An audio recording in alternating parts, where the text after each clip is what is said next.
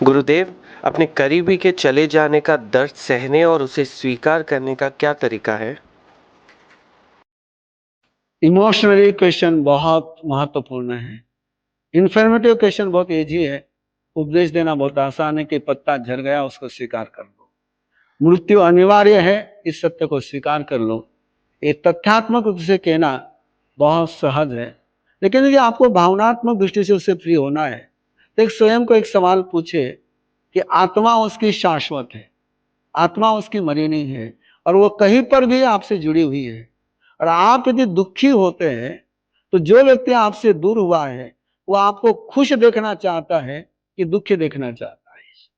उसको याद कर करके उसकी इच्छा पूरी करे।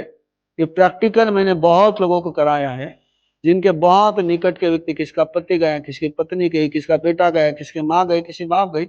मैं केवल सिंपल क्वेश्चन को पूछता हूँ कि जो भी आत्मा आपसे जुदा हुई है वो यदि वहां से आपको देखेगी ना, आपको दुखी देखेगी, तो उसको कैसे लगेगा? बस वो जैसा आपको देखना चाहता है वैसा रहने का प्रयास करे। और ये निसर्ग का क्रम है, जो आया है वो जाता है, जो आता है वो जाता है, तो काय को रोता है? आने वाला जाना ही जाना है। एक दिन मुझे भी जाना है, एक दिन वो भी जाना है। तो लेकिन ये जाना किसका है? टेम्परवारी है, ठेस गया है, आत्मा नहीं गई है। आत्मा के साथ के मेरे संबंध शाश्वत है।